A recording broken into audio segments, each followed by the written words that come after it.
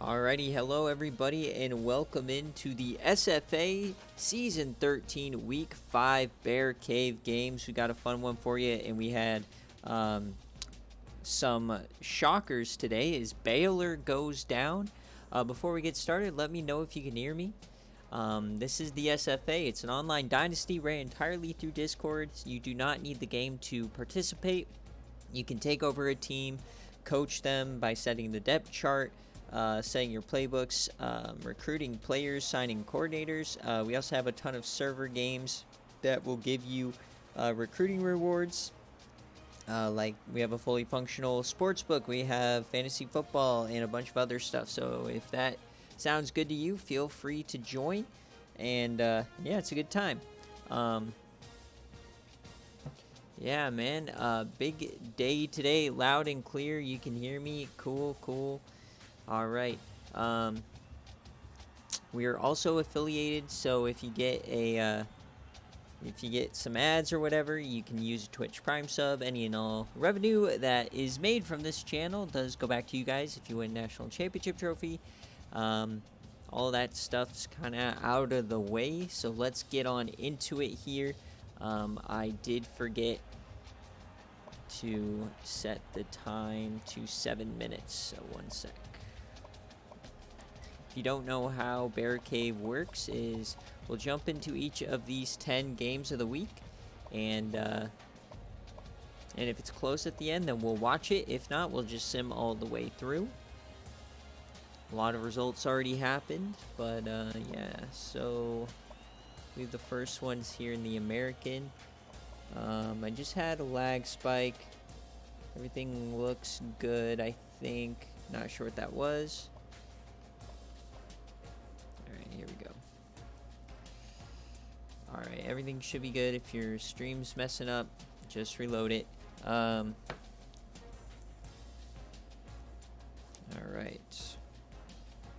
So first up is we have Charlotte going up against FAU. And yeah, sorry I'm a little discombobulated today. Alright, here we go. Kenzie, heads or tails, kick or receive. Very even matchup here. Is It's Dreaming? Is that, yeah, I think that's...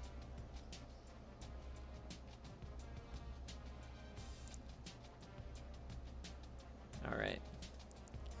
Here we go. So if you're betting on this game this week, it is a 5-point favorite for FAU. Remember, they have Cyrus Lloyd, the transfer from Tennessee, and a couple defensive ends transferring from the Power 5. And the over-under is 55.5. So we've seen Charlotte a couple of times this year. If you're a Patreon member, they have an okay running game, but that's about it. Their defense is meh. So, but this is the first chance to see Cyrus Lloyd in an FAU uniform.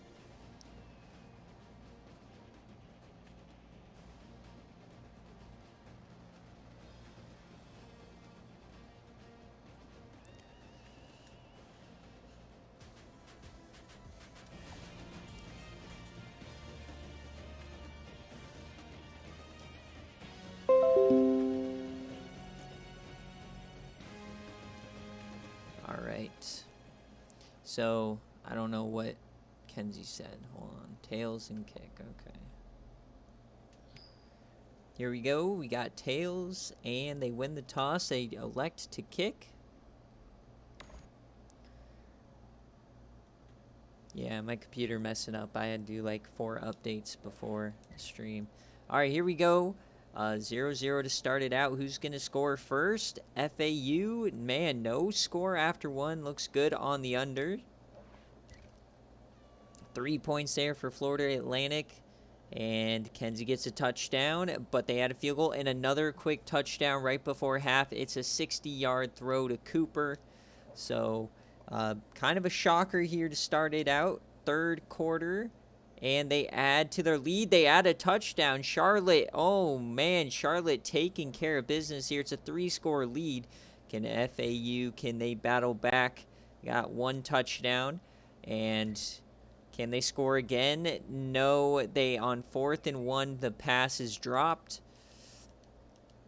Just to make sure that they run it out here. Yep, Charlotte wins, and the under hits only, what is that, only 40 total. So big game for Charlotte as they are head of their division right now. Jonas Browning, 16 of 31, 3 touchdowns today. And then Marco Sims, 143 on the ground. And yeah, pretty good day. Their number 1 receiver, Robert Cooper, got 2 touchdowns. And Terrell, not a lot of extracurriculars there. They got 1 sack from Mueller, but that's all you need. And then how did Florida Atlantic do? Cyrus Lloyd, no touchdowns on the day. Brian Evans had a touchdown and a fumble. And then on the defensive end, you had Angus Falk and Brian Arakpo. He got a sack. They're easily his 2 best defenders, but they were not able to keep the game close. All right, 1 game down.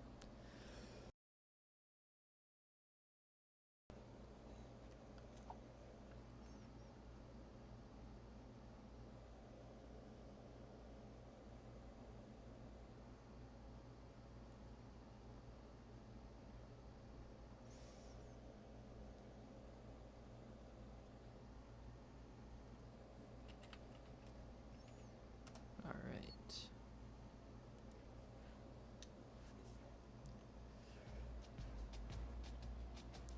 All right, next game we have is we're going to the MAC. We have Central Michigan and Ohio. So McNasty, if you're here, let me know heads or tails, kick or receive. But if you're not, then Coach Black, if you're here, let me know kick or receive. So whoever says something first, that's what we'll go with. Let's see. Ohio lost their quarterback. I think they're probably a bit better of a team, but Central Michigan has not lost yet. All right, Howard Black saying kick. Let's get into it. 75-70. It looks like Central Michigan, it clears. Wykel Summers, potentially the first gameplay we'll see of him. Also quite a few Michigan State transfers. If you're betting on this game, it is a 6-point favorite for the Chippewas, and the over-under is 44.5.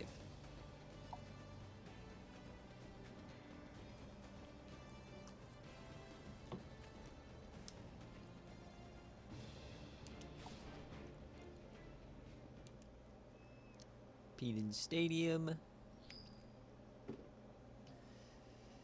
And did not win the toss here, so Ohio is at home. Next quarter, here we go. How is this game going to start? And the Chippewas break ground first.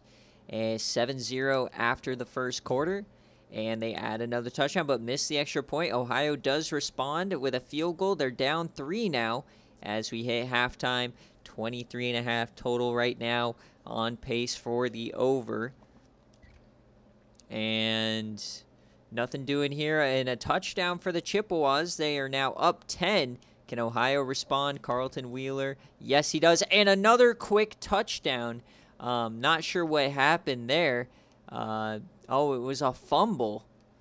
So the lead here for Ohio as we continue. We're many more points, and the over does hit. We'll see if they get lucky. An interception there, and they score for the Chippewas. So now, can Ohio respond? Remember, we jump in under 2 minutes. So can they get a stop? 3rd and 1. Here we go. First gameplay of the day. The first ever gameplay of Wykel Summers, the 4-star quarterback. 3rd and 1. Can they convert? And Wykel's going to keep it. He gets the first down and a lot more. And now Ohio has to start using those timeouts. Tyson Coffey on the tackle. He is the transfer from Georgia Southern.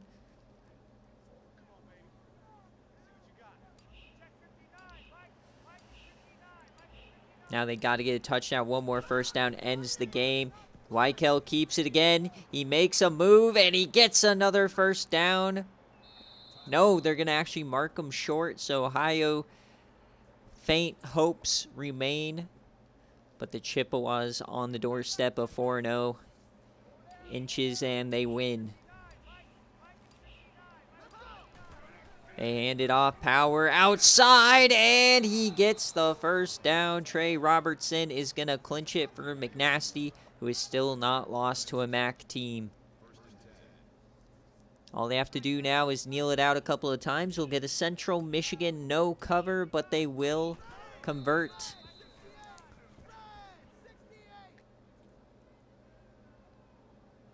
As Central Michigan, I believe it now sits atop their division.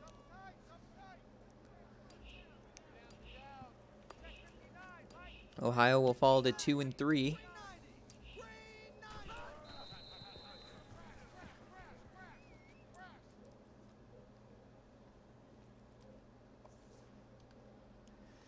And one more snap here will do it.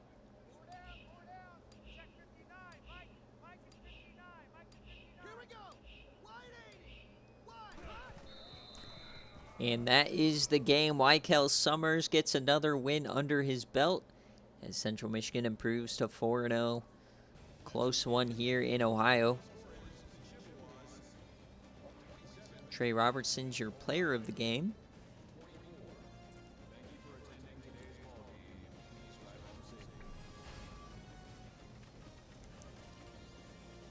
These Ohio transfers just couldn't get it done on the defensive end, even though they had a lead in the fourth quarter, as the over does hit here as well.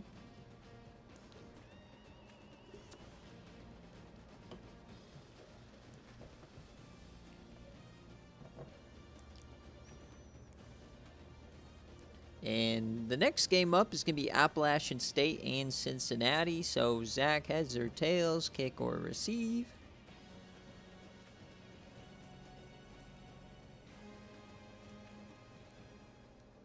Well, let's go back through this one. Central Michigan, Robertson, Wheeler got a 7-yard pass. Field goal, Wheeler again. Wheeler going crazy. Hunter was back in this game, and he had an okay day. You would have probably liked a little bit more completion percentage, a little less interceptions, as Wheeler also not that high of an average. He was their leading receiver in receptions as well. Now on defense, it was Robbie Carmichael, and then they did get an interception from Richards and Morgan. It's just they couldn't find a way to get it done. No sacks. And Weichel Summers, he had 2 interceptions, and they still converted the W. Robertson running himself. Same with Lawrence, or getting touchdowns. And yeah, interesting. So, I mean, looks like them being able to dominate the trenches really makes a difference. Dwayne Johnson, 2 tackles for loss. They did get an interception here and a sack, but that is about it. So, looks like Ohio should have probably won, but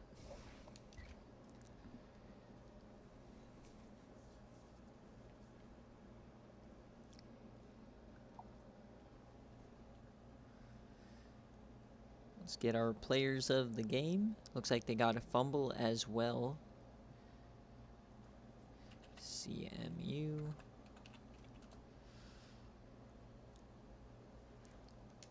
All right, tails and kick. All right, this one, this is a big one for the G5. 2 of the best G5 teams, at least in App State's kind of defense, their offense, not necessarily the defense. But here we go. Cincinnati undefeated taking on Appalachian State. Tails and kick. Flynn Saunders, the generational talent. Julius Dickens. And you'd think their rating in the points per game would be a bit higher. I guess not. It's number 17, Cincinnati, taking on App State, who has 2 losses already. Third loss would, I think, 100% eliminate App State from any sort of playoff chance. On the road against the Bearcats, one of the harder games on the schedule. He said tails and kick. Here we go. Appalachian State wins the toss, and they elect to kick, and we are off here in Cincinnati. As Cincinnati starts out with a touchdown, and they are going backwards there for App State. No points for Appalachian State here, as they go down 2 scores, and now down 3 scores. Now down 24-0. As we're into the third quarter, so much for this offense. They've no scores. They finally get one back, and they get another back. So whatever Zach said at halftime, guess worked back within 2 scores. They do have the ball. And they get back within 5. Here comes Cincinnati now, and it's 4th down. And they're moving the rock. 4th and 1 here, and they had to throw it away. Cincinnati gets the ball back, but it's 4th down. As we're going one play at a time now, as it's getting pretty close. 3rd and 7, they convert. Remember, we won't jump in till it gets inside a minute, and App State takes the lead. 2-point conversion is no good. So Cincinnati had a 24-0 lead. Now it's 28-27. Here we go. Game-winning drive attempt for Cincinnati. For those of you guys wondering about the spread and the over-under, it's a 3.5-point spread for the Bearcats. And the over-under 63.5. So we're about 8.5 points away from that, as they're just running the clock here. Broussard cuts inside. That's a 1st down and a lot more for Cincinnati. And they're going to hurry it up now, realizing they're actually losing and don't have the lead, I think. As Broussard, he's a lefty. He yams it deep, and he connects. The safety comes over the top and brings them down, but Cincinnati already pushing field goal range.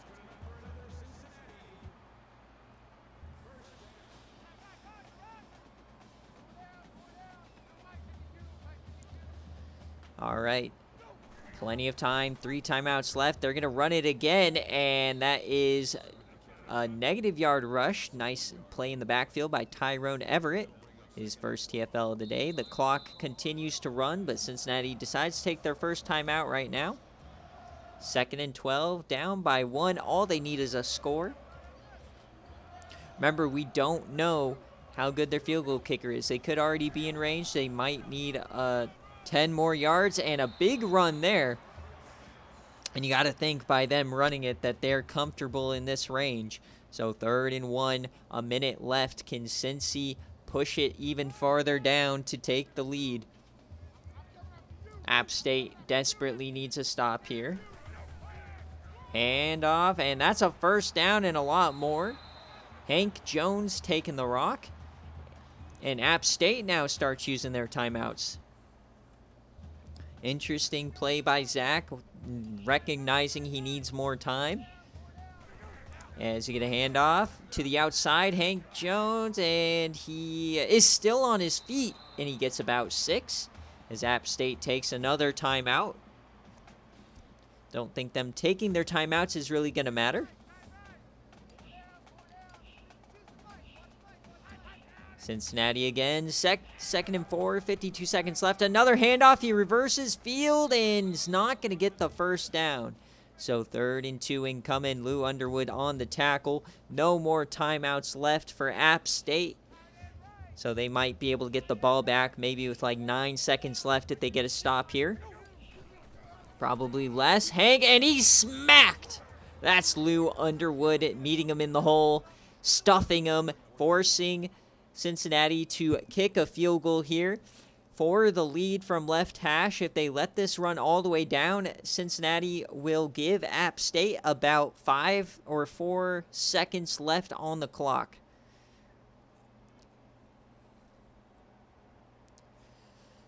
So Cincinnati to take the lead, and oh boy, a false start is going to give App State even more chance. A horrendous mistake here for Cincinnati. You know when it's going to snap.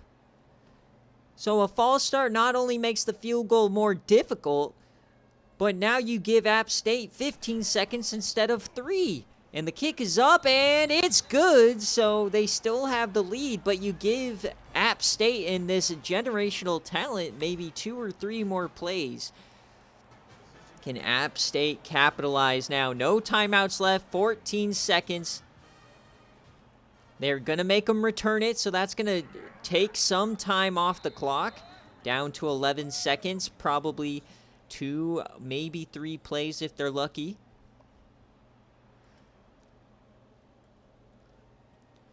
A touchdown hits the over.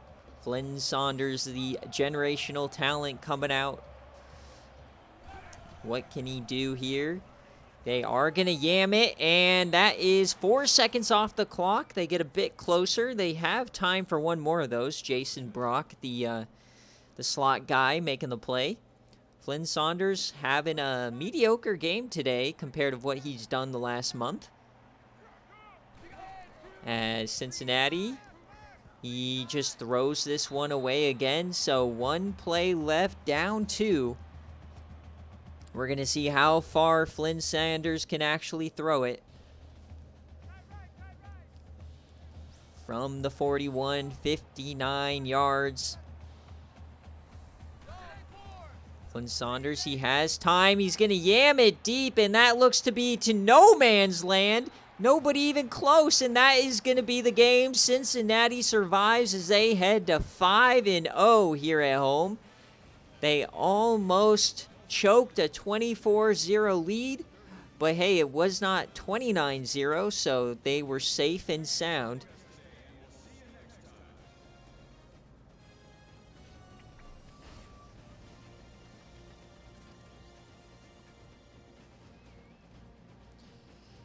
So that is going to be the under-hitting and a Cincinnati no cover. Big play for Cincinnati to win the game there. No chance for App State. You got to get points in the first half of the game, man.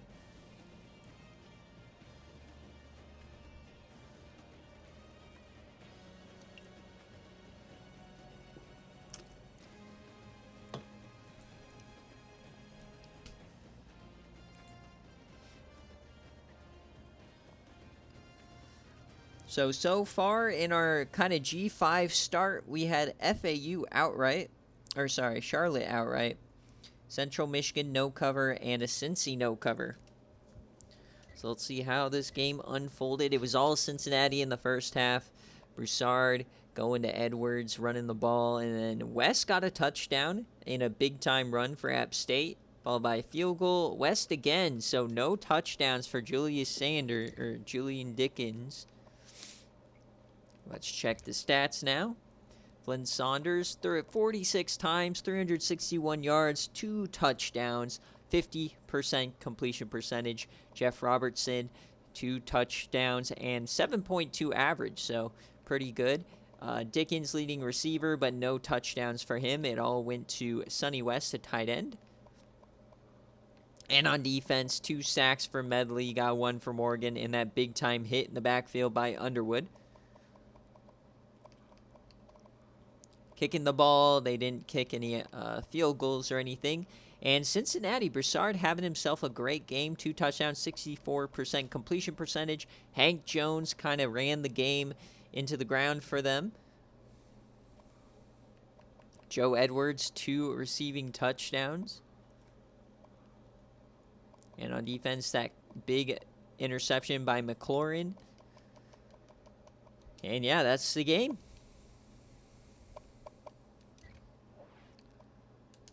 I mean, you're averaging 7 a carry with your running back. Maybe you should have ran more.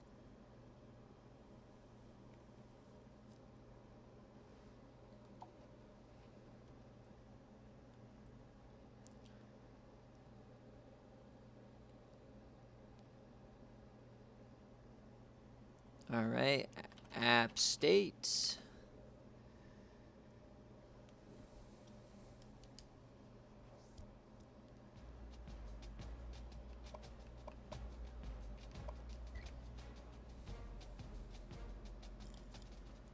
All right, next up is we got Notre Dame taking on Texas A&M.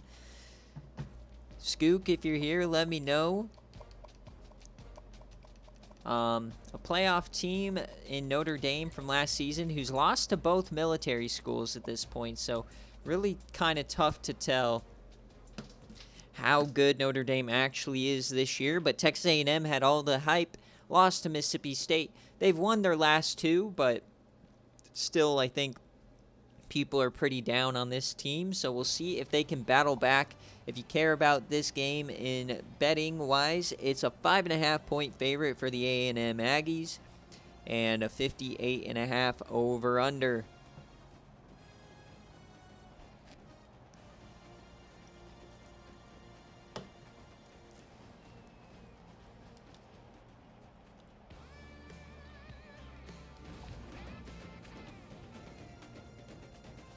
So Notre Dame at Texas A&M, Kyle Field.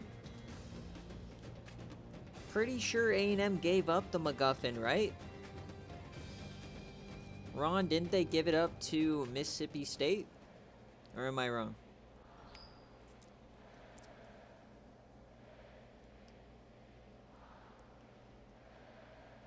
I don't know who has the MacGuffin at this point.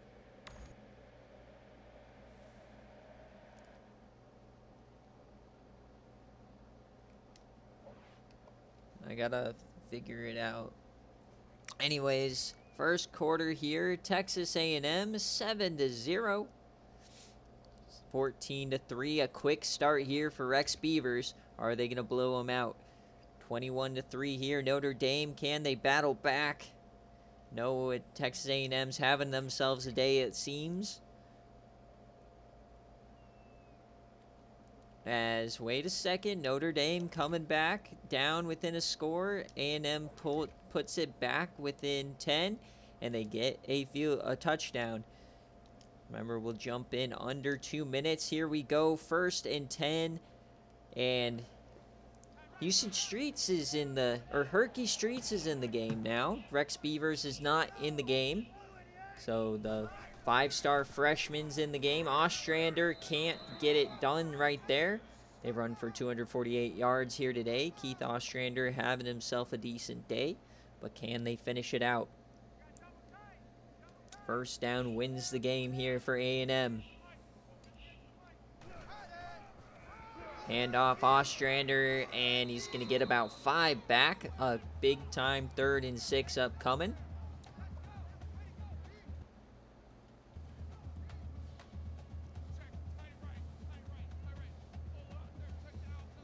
Offset eye here, Herky Streets. They fake the handoff. They're going to let the freshman throw it wide open, man, and that is going to win them the game. What a throw from the freshman, Herky Streets. 8 for 10, 95 yards, and a touchdown.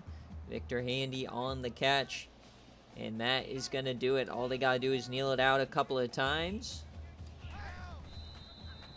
As the over-under is 58, so they need a score here if you bet on it. Another no cover looming as well.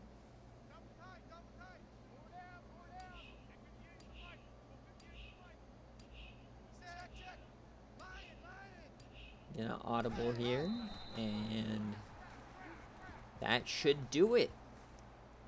A&M survives, but the question is, what happened to Rex Beavers?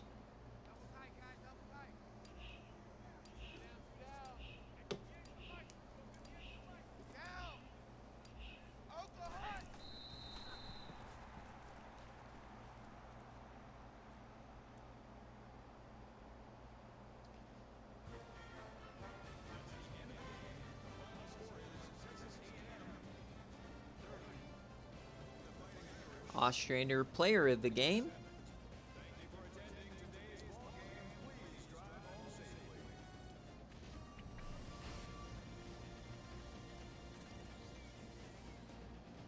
As we get another no cover, that's 3 in a row, and the under hits as well.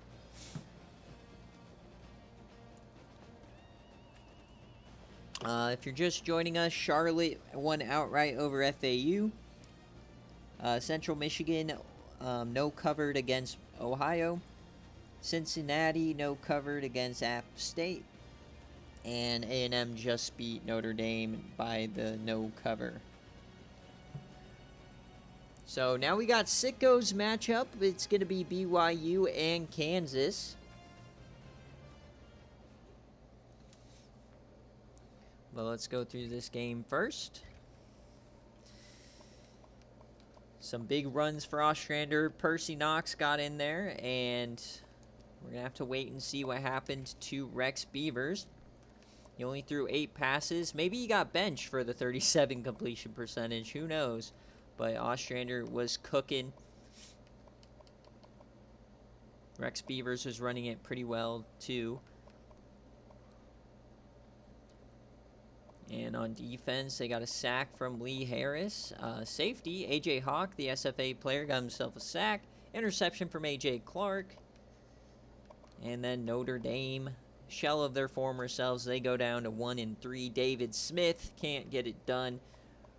Lauren Robertson gets a touchdown. Peter Woods doesn't have that big of a day. He's having a bad year. And on defense, Donnie Donowitz, no sacks for him. Taco Hallohan, Donald Brown doing his thing, but no sacks. Unable to cause any pressure, get any extracurriculars. Cost them this game.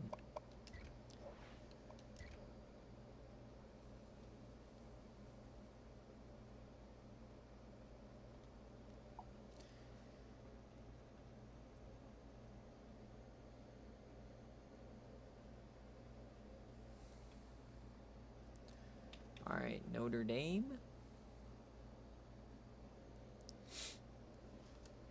All right, so next up is the Sickos game. Not only is it the battle of two undefeated teams, but it's also the battle of 2 freshman quarterbacks. You got Bryson Shant from Kansas and Pedro Bautista from BYU. So, our prediction for today, get your Bobanos ready, is who has more passing yards. Is it going to be Pedro Bautista, or is it going to be Bryson Shant? You got 1 minute here to get your bets in, and Ron, heads or tails, kick or receive? Kansas, very surprising. BYU, not necessarily surprising when you look at the schedule.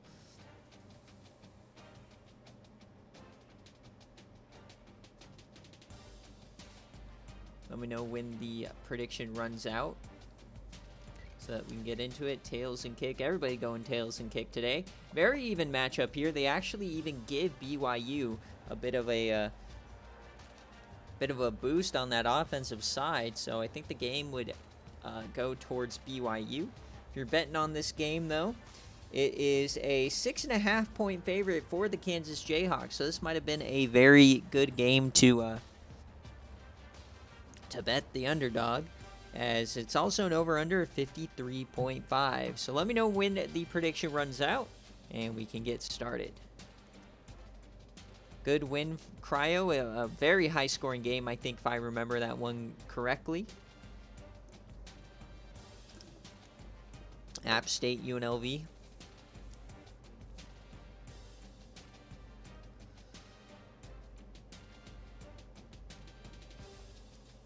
Remember, folks, we also have game day right after this. It's Minnesota and Coach of the Year. I don't know about that.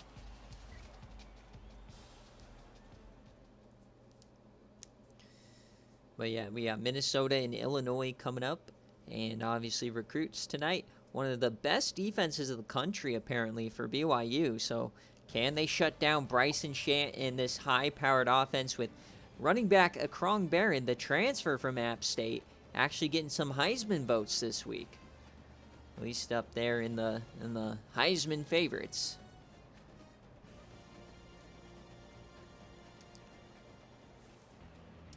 We're in Lawrence today. They got the Instagram post, but last couple of weeks, the teams I put on the Instagram posts are kind of sucking. So I don't know if there's like a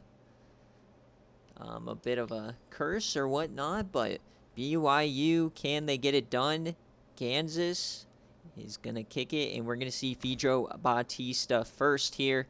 Here we go, BearCave, and they go right down the field, score a touchdown, and they get another one. The BYU defense coming to play today, and they go up 17-24-0. We saw this with Cincinnati, but Kansas coming back. BYU up 31-7, 31-10, down 3 scores at half. Can Kansas come back, or is the dream run over? Oh my, BYU. Hello, BYU. We did not realize these guys were so OP. As nothing there for Bryson Shant. Dropped by Terry Butler, the SFA player. And this game looks to be dead. Down 3 scores, under 2 minutes left. They add more. They add another one. And there it is. Think just got hit by a TC curse. Oof. 48-24. BYU 48-24. And Pedro Bautista, he has 99 throw power and 50 awareness. Reese Brewster, the SFA player, got a touchdown. JJ Justice scored, but it was already too late as Clay and Bautista, even Bautista's running the ball. JJ Justice, another one. Let's check the stats here. Pedro Bautista, 336 yards, by far his best completion percentage of his young career. So 336, that is going to be the question. But Franklin Clay, another big-time game for him. And receiving the ball, and Jeff Pimpton didn't even get involved. He didn't need to. Only one catch for 12 yards. It was all Taylor, Brooks, Clay, and Brewster. And then on the defensive side, one of the best defenses in the country, apparently, Raheem Ozuna, the SFA player, 8 tackles. Frank Holt, the defensive end, 2 interceptions for Jason Robinson. Molatu got a sack here. And they got both of their kicks.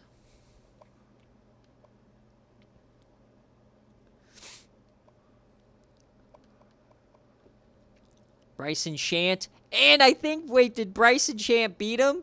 He did. Bryson Shant, 336-388. Bryson Shant. So anybody who is scared that they just lost their prediction, Bryson Shant comes out of the woodworks and got smoked, and he got more yards. That is a tough pill to swallow for Pedro bettors, but here we are. Bryson Shant, man, 3 touchdowns, 2 interceptions. Akron Barron got shut down. See ya, out of the Heisman conversation. Holy cow. JJ Justice, my God. This guy's an animal. 239 yards, 2 touchdowns. He was cooking. Big reason why they were even in this game even a little bit. Billy Gilmore, the SFA player. And Patrick Chung, JJ Justice here again. Charisma Mukaida getting himself an interception. Long time no see for the short guy. And that's the game.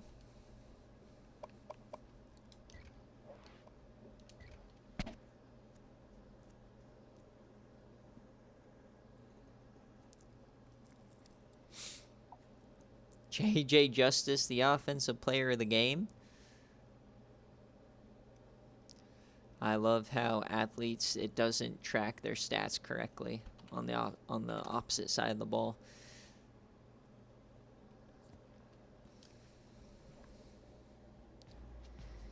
All right, next up is we do have the Patreon game of the week. It was chosen between Southern Miss and Georgia Tech. Now, they chose also push for this game. I didn't know who they wanted to give the spread to, so they just decided to push. 3-1 versus 2-2. B-Dog, if you're here, heads or tails, kick or receive. Georgia Tech should win this game, but we all know how both these teams like to choke. Last time Southern Miss was on Patreon Game of the Week, they only put up 9 points and somehow won. B-Dog, heads or Tails, kick or receive. I saw you in here.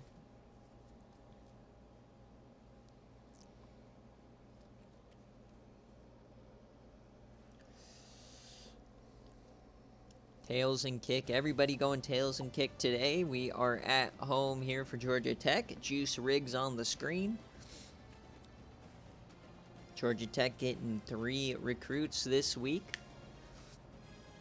All 75 overall, 1-star SFA players via the shop. Here we go, the annual, the annual triple option bowl in Bobby Dodd Stadium. I don't know who won this game last year. I think it was Southern Miss. So can Georgia Tech get them back? Tails and kick. I don't have any highlights yet written down for BearCave this week, so probably still have something in store here. Georgia Tech, who's going to score first? They're just running the ball, and it's no points here. And after the first quarter, if it's a push game, and the over-under is 49.5. So, under looking good so far. Are we going to get any scores? Is this going to be another defensive game? And Georgia Tech opens up first with a touchdown. And are they going to score for halftime? No, they do not. So 7-0 here at half. Southern Miss, no points.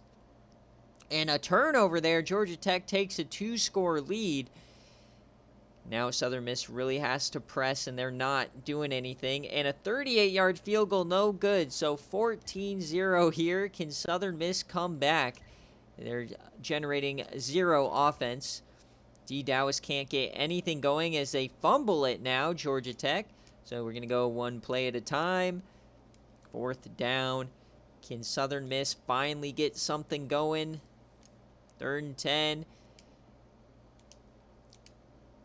Remember, can't jump in unless it's a 1-score game. And they get it, and a touchdown there. Extra point is good. So 1:25 on the clock. They have all of their timeouts, so they're going to go for the onside kick, but they can also get it back. So 14, the under definitely looks to be hitting today, and it's recovered by John McIntyre. So 1 first down will win it here for Georgia Tech.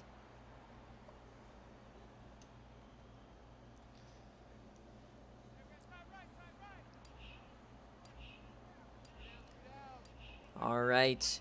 Triple option time. Can Marco Schroeder finish this game? They just handed up the gut. That's Hazelnut. And he gets about 2 yards. I'm vibing. SFA Game Day's best game of the week, or best day of the week. We won last year, but it was close. Okay. All right. 2nd and 8. Can they finish him? Another handoff. No. Marco keeps it, and he goes down inches short. Typical Marco Schroeder behavior. 3rd and inches. Southern Miss clinging on to the last breath. They have to get a stop behind the line here, or the game is over. And they hand it off. That's going to be a first down and a lot more. Georgia Tech's going to win the game. The freshman Lee McDuffie puts the final nail in the coffin.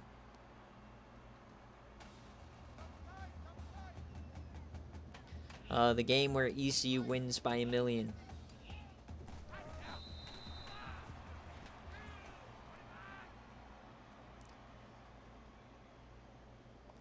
So 14-7. Georgia Tech's going to win this game. So 2 straight losses for Southern Miss against their Power 5 opponents, Northwestern and Georgia Tech now.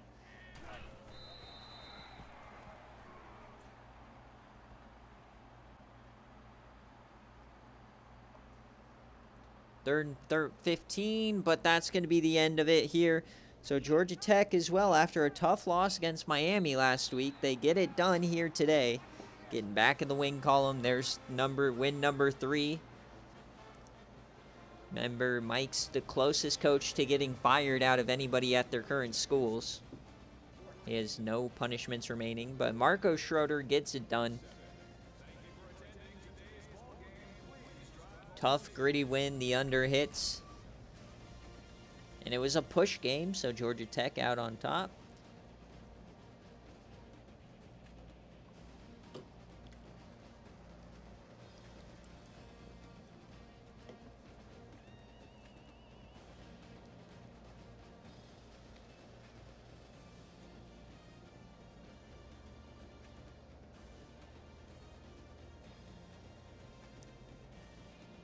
As we're now halfway through the BearCave stream, or a little bit over half.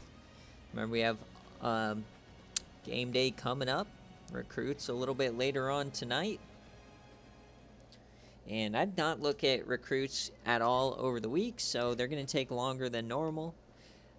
Hazelnut gets it done. He got a touchdown, and Ray Rice got himself a touchdown. D. Dowis, not a great game. And 3 fumbles is not going to win you the game. I mean, horrible. And then D held to under 2 or 3 a carry. Throwing the ball, not much. Sam Pippinger not doing anything. Gave up a couple of sacks. DeAndre Moose on the defensive end. Larry Toro, but they couldn't get a stop at the end. No interceptions or anything. And they missed a field goal. Oof. Marcus Schroeder here. And Lee McDuffie threw a pass today. But 14, a good day for him through the air. And, I mean, not incredible on the ground. But Lee McDuffie obviously looks to be their best. And Juice Riggs had a good day. No sacks given up. And Tex Sargent, the BearCave player, leads in tackles. And they got 1, 2, 3 sacks. Chandler Jones gets on the board there. And that is going to be the end of this one.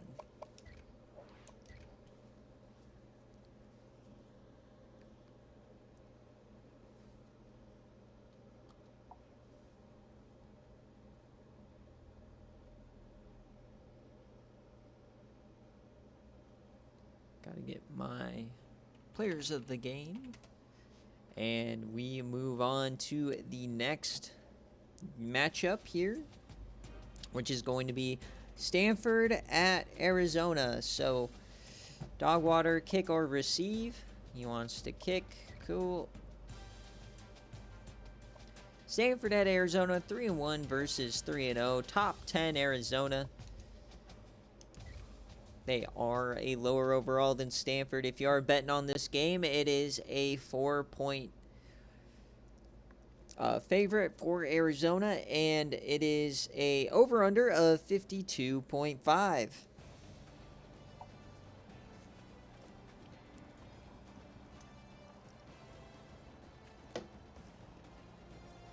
So the Stanford trees going up against Dogwater in his t-shirt.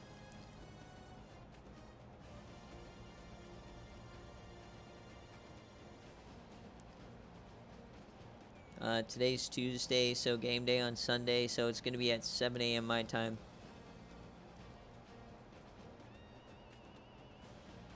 And then recruits will be late that night.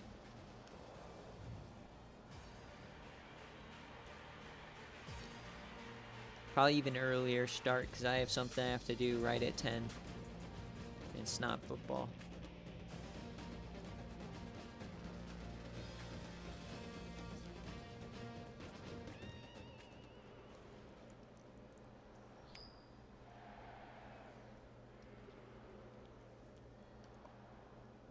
All right, he wanted to kick here, so let's see what they do against the Stanford Cardinal, coming off of a couple big wins after losing their opening game to Louisiana Tech.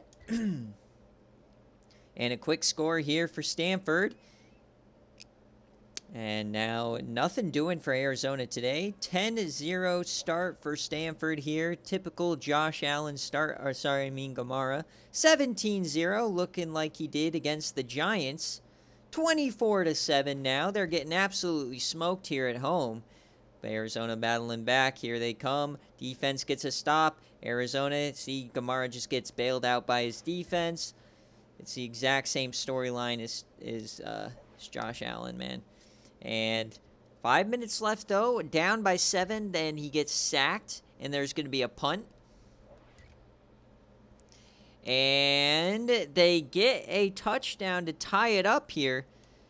As here we go now. Stanford tie ball game. They had a big lead. Can they win the game?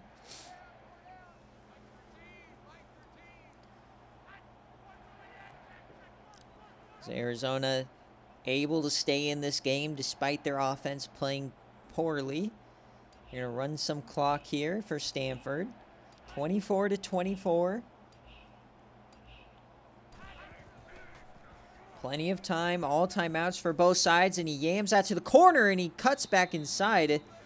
Evades the corner. Adds about 5 yards. Kevin Newman. Nice catch there. Ryan Hawkins having himself a good day as they are now inside Arizona territory.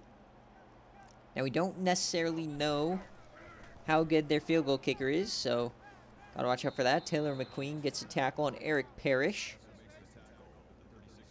But like I said, the over-under for this game was 52.5, so a touchdown does hit the over. A field goal does not.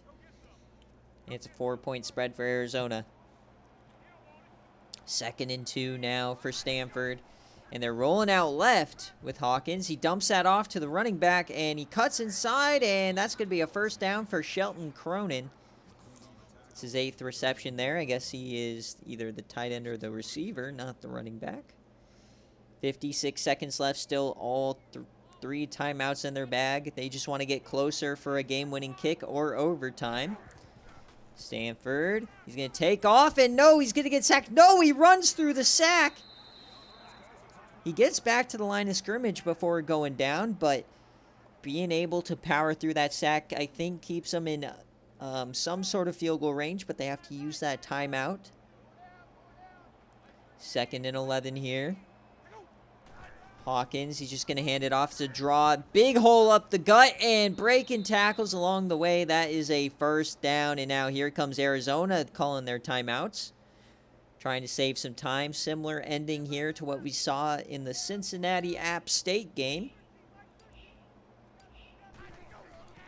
Can Stanford get a top 10 upset after they already have a win over Washington this year? So Stanford might be looking at a top 25 ranking after this week if they can hang on. Yes, Skook, you won. Beavers came out of the game early, but Herky Streets won you the game. 3rd and 2 now incoming. As they use another timeout. So Stanford using that timeout now gives Arizona 1 timeout, and so they can get the ball back here. They just have to get a stop. They're going to hand it off. No, the QB keeps it, and that's going to be a touchdown for Stanford. Ryan Hawkins keeps it himself and gives Stanford the lead, and the over hits.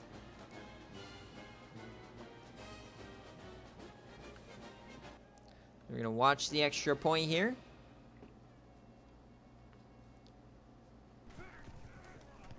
So 21 seconds left and 1 timeout for Arizona.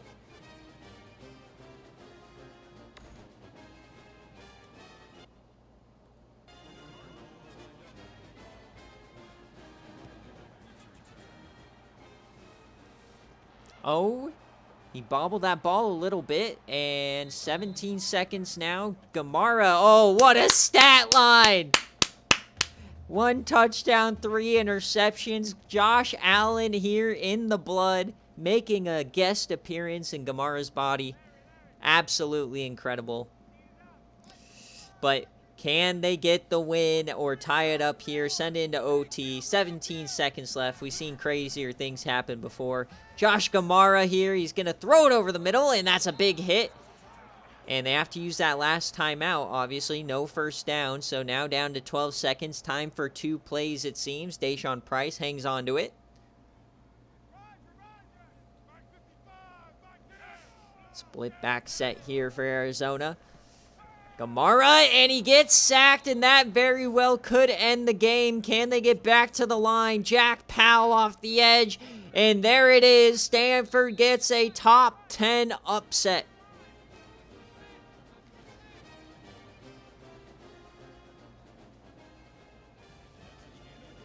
Kamara couldn't get the ball off of his shoulders. Thanks, Cryo, for subbing. WW, thank you, thank you. You have two SFA linemen, and the opposite tackle is the one that got beat right there. Oh my god, look at that left end just get trucked by the quarterback. 31-24, Arizona goes down. Stanford, welcome to the top 25. They have wins over Washington and Arizona now. Only losses to undefeated Louisiana Tech. So, not quite sure what's going on with Stanford. They could be pretty good now. We'll have to wait and see, as we got 3 games left here in BearCave.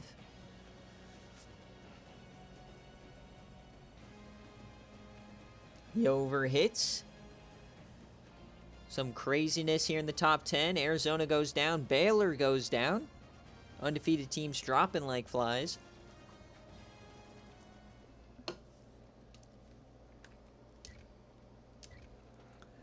But yeah, Stanford started out hot. I mean, they were up 24-7. Arizona, though, battled back. Luigi Greenberg getting a touchdown, but it was just too late. Josh Kamara, what a stat line. Just perfection. Got himself a TD as well. Wishbone has his regular day. Craig Scotland, 10 pancakes. Taylor McQueen leads in the tackles. Patterson gets a sack. Wishbone, nothing there. Roberts gets a sack. Copeland gets a sack and a deflection. And that is about it. Kicking, Janikowski hit his only field goal, so hey. Got to win somewhere, but big-time game from Ryan Hawkins, the junior. Running the ball, Clinton Peoples. Cronin, leading receiver, along with Kenny Clark. And we didn't get to really see the number 1 recruit, but Desmond Stryker got an interception, the number 1 recruit from Season 12's class. And a big-time win here for Stanford.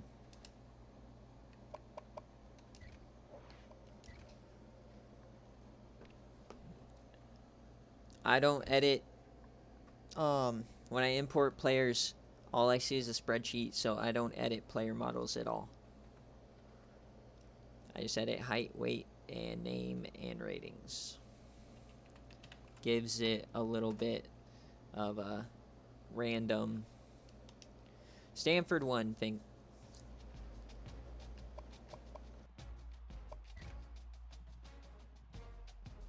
All right, next up, we're going to go to the SEC between Georgia and Florida. Florida team who got a big win last week over Utah, who we'll see here in a little bit.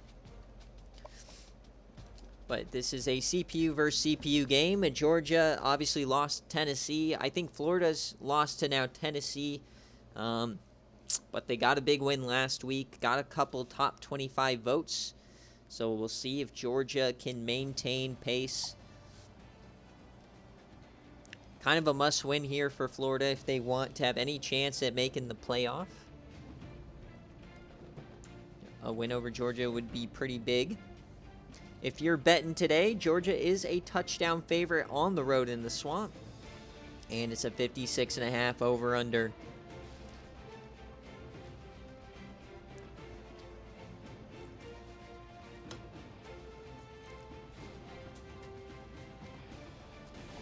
So can Ryan McBrien do it in the Swamp? 7 points is a lot for going on the road here. But it is a day game, so as always, I do heads and kick when I control a team and their CPU or the coach is not here. And here we go in the Swamp, in the heart of SEC country. And it looks like we might get a low-scoring game here. Florida gets on the board first. Nothing doing for Georgia yet. Florida takes a 14-0 lead. Is Georgia on the ropes as they go down 17-0 at halftime? Nothing doing for Ryan McBrien. They finally get a score. But Florida responds. We need a touchdown for Cody Williams. I picked him for stupid tutty tally. And nothing doing so far for Georgia. Remember, we keep simming as long as it's not a one-score game. They're going to have to get a touchdown there, and they do. So can they get a stop? 4th down, Florida. and they add a field goal. Still a 2-score game here. Can Georgia somehow get a touchdown? 4th and 13. No, that is going to do it. So Florida gets the upset here at home. And rest in peace to my Tutty Tally as Florida gets the job done. This conference just eating themselves alive. Ryan McBride is a redshirt senior, choking it away. Cody Williams held to 1 catch. What? Got a sack here.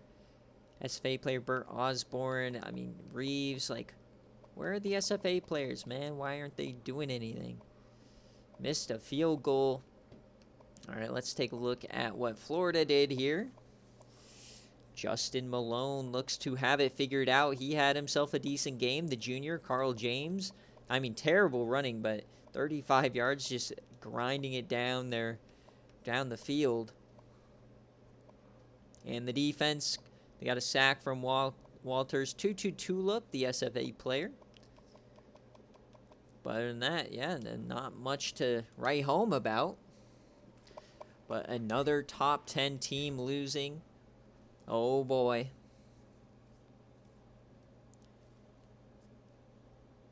Yes, sir. UNLV, if you keep winning, you get on the BearCave streams, obviously. And I try to get most users who are active, at least on stream once a season. But we have so many users now, it's kind of hard. All right, next up is Nebraska and Iowa. So, Coach Chewy, let me know, heads or tails, kick or receive. Jarkus is at home.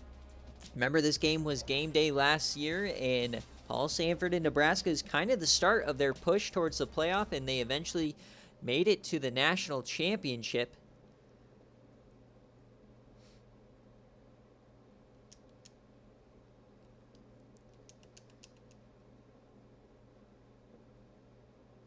As looks like my I think my game crashed, which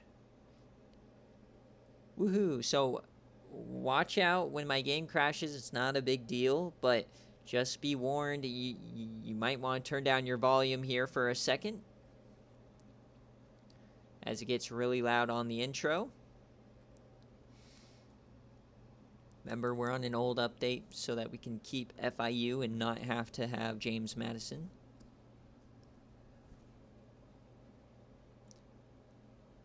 Chewy heads and then kick or receive. And now my emulator quits. Let me restart my emulator. Luckily, it doesn't affect stream at all. It's just one of those things. Heads and kick. Cool. Luckily, it didn't happen in a game. Yeah, exactly. Much rather have it crash before the game rather than in the game. And there's nothing wrong with either of the rosters, as we've seen both Nebraska and Iowa this season. So it's just an emulator crash. There we go. Back up on stream. But yeah, it gets loud here for a second.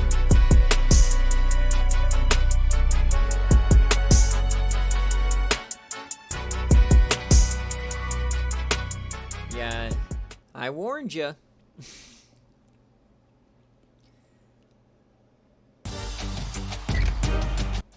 All right, now it should be back to normal. You can turn the volume back up.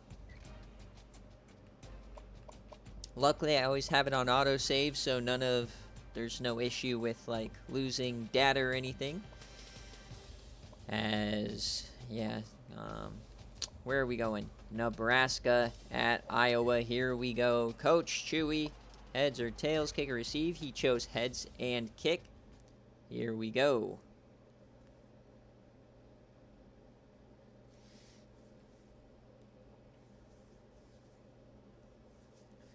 Gonna be interesting to see this one. Two teams that have 2 losses on the season, and one, I mean, obviously national championship appearance for Nebraska last year, and Iowa won the Big Ten, so both were hoping to have some similar results. They are still both ranked, but a loss here really kind of puts them on their back foot.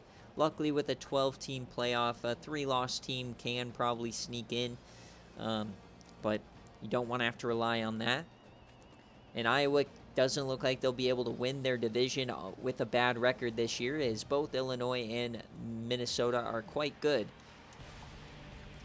So this is a really big game for these teams. And Nebraska, while they look like they're going to be the favorites for the division, Iowa State beating Baylor today really kind of puts that on its head.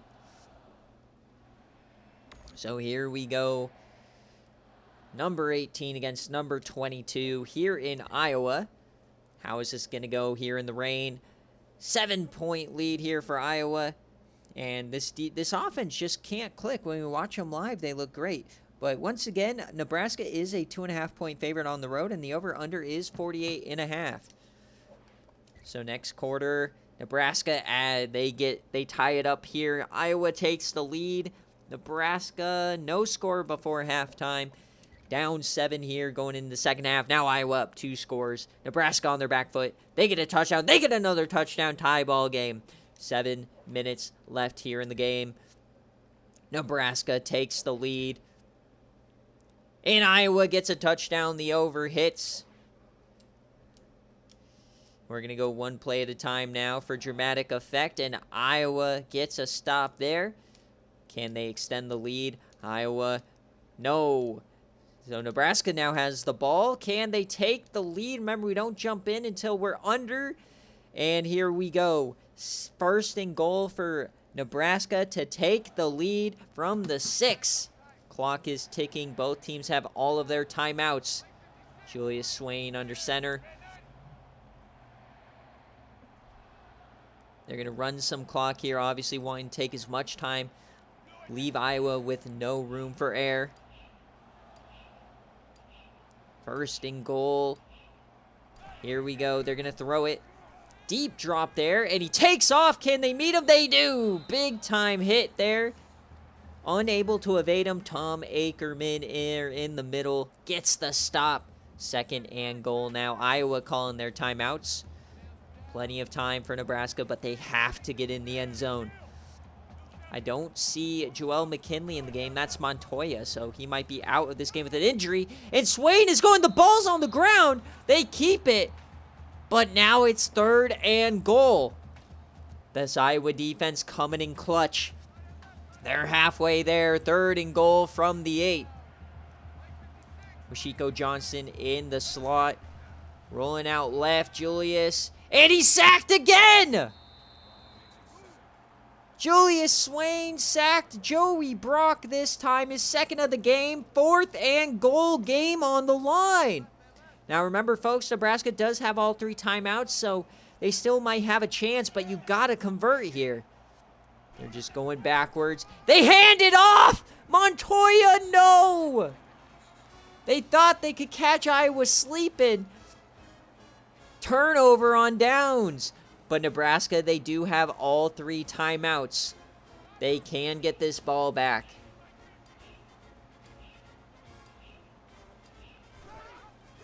Jason Richardson, he's going to keep it, and he evades his man. He's still on the run.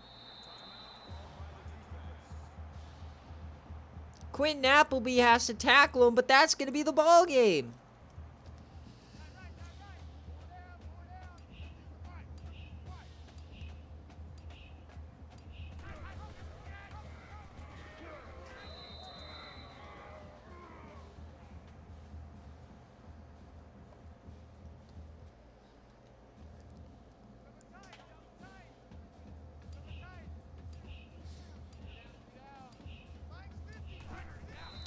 And there it is.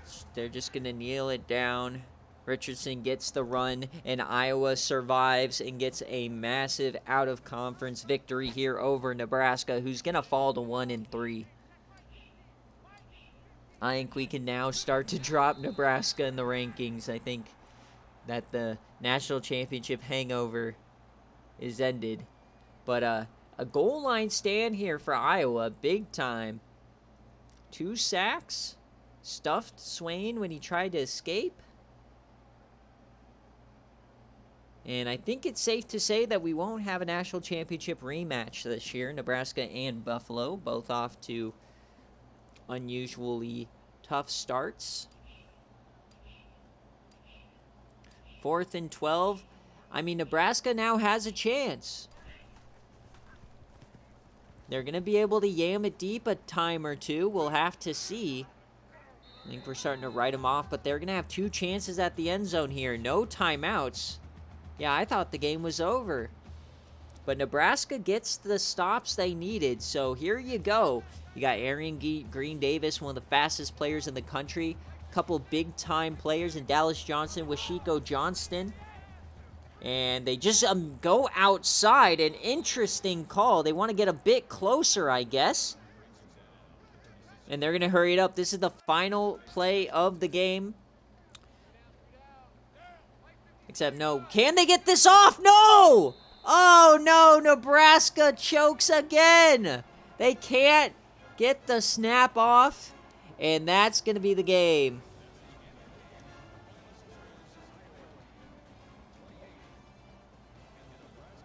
They thought that they could get one more play off to get the spike off to get in the Hail Mary formation, but it didn't work.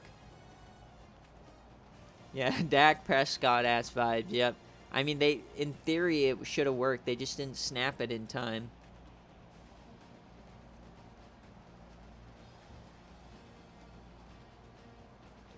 So maybe the freshman, Julius Swain, a little out of his element. He had 3 chances, never threw the ball, and then he couldn't get the snap off.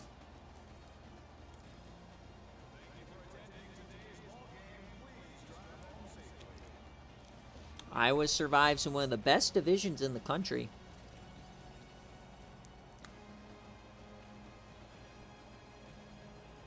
But some big-time plays, and that's why Jarkus has been recruiting front 7 players, it seems like the entire time he's been here. Recreate that big-time Iowa defense, and it came through today.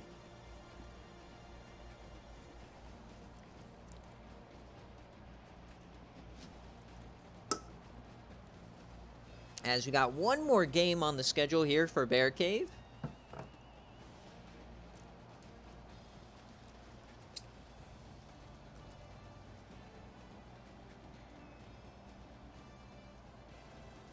And it's a big one. We got number 1 East Carolina against Utah. And we got the Pac-12 South that's kind of crumbling. But Horn, Johnson, it was kind of back and forth. Dallas Johnson getting a play there. I mean, he even had a good game. It's just, you know, crumbled under the pressure. Joel McKinley wasn't in the game there at the end. Dallas Johnson had 2 touchdowns. Arian Green Davis. And no catches held off of the score sheet for Washiko Johnston today. And on the defensive end, I mean, nothing from this defensive line. Dictator only 2 TFLs. And then Quentin Appleby, Ricardo Henderson got himself an interception. Jerome Everclear, who missed the tackle on that long run by Richardson, he did get an interception, though.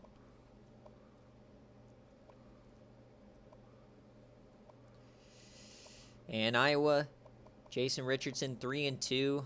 Tough game for him, but he got it when it mattered. Madsen gets it done here.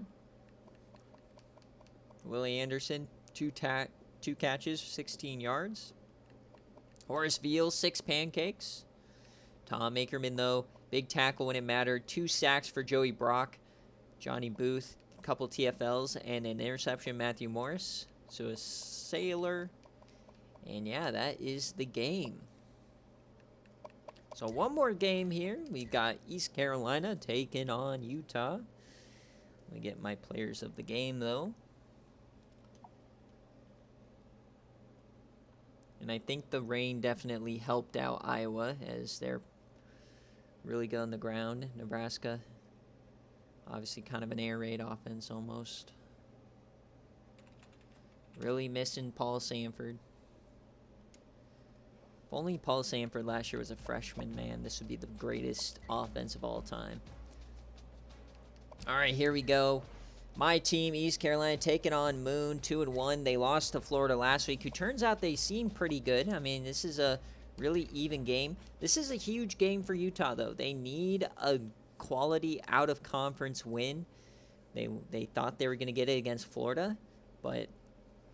And this is an ECU team who did struggle last week against Virginia, so we'll have to see. Tokomaha Pakarori, two big-time rushing offenses. You got Vanilla Vic and Christian Richard, who's in the Heisman conversation after 4 rushing touchdowns last week, just vulturing my guy Vanilla Vic.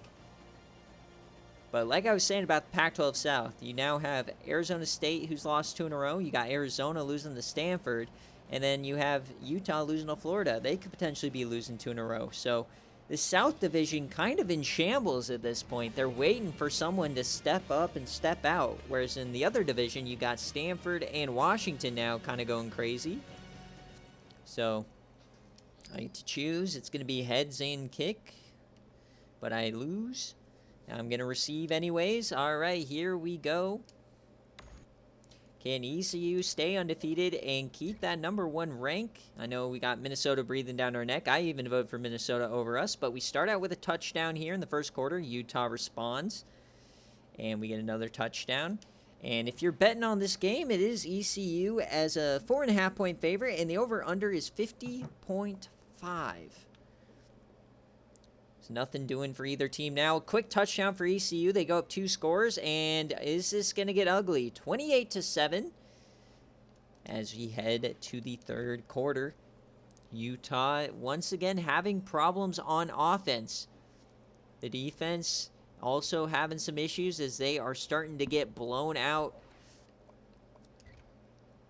Fourth quarter, down 35, and Utah has an offensive problem. Their first 2 wins only scoring 27, and then last week only able to score 20 against Florida, and now this week even worse, only scoring 7.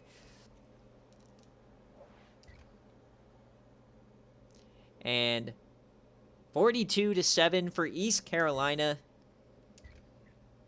And the under hits as it was a 50.5 point and 49. And Vanilla Vic gets back on the scoreboard. Warren gets a touchdown. Dusty Dukes, Vanilla Vic, Christian Richard, Thurman, and Christian Richard again. A big-time game here. Gary had to come in at some point. Vanilla Vic running 78 yards. I guess both of his were receiving touchdowns, as he pretty much led the team in receiving. Very interesting stat line for my offense. Every week seems like a different craziness. 2 sacks, though, for Leslie Stirrups.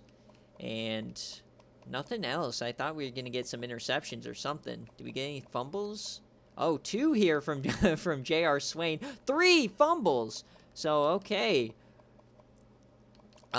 Utah had a fumbling problem in this game, as we didn't even attempt a field goal. Brandon Mitchell, not that bad of a game through the air. He had a pick. And Pakarori had 2 fumbles, so he couldn't hang with the big boys. I guess we were laying the wood.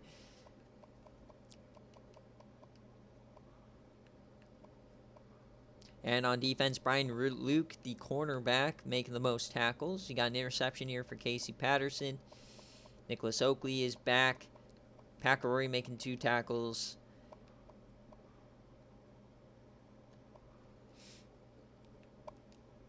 And that is the game. All right, so as always, we're going to go through the week 6 matchups. God, J.R. Swain, what a week for him. 3 turnovers.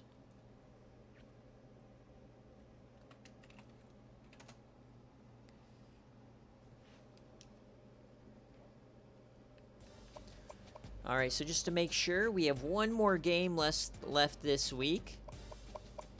Yep, there it is. Minnesota at Illinois. And then we'll go through week 6 here. We got Buffalo and Marshall, Arizona, Mid-Tennessee State, App State and Navy, Tennessee, Auburn, Western Kentucky, Illinois, Utah, BYU should be a good one. And now you got to think, is BYU going to be favored in this one, man? Syracuse, East Carolina, the Red River rivalry, Texas and Oklahoma. That can't be game day. That will be on BearCave. A&M taking on Vandy. As we continue on here, Mississippi State, Arizona State, Minnesota, Army, Air Force, Maryland, and Michigan. Alabama, Kentucky. Louisville taking on Cincinnati. That'll be a fun one. Nebraska taking on Iowa State. That could be for the division. And Stanford now, the surprising Stanford, goes and plays USC. UNLV, San Jose State. Ohio State, Oregon, both 3-2, weirdly enough. Some big-time games this week, some fun ones.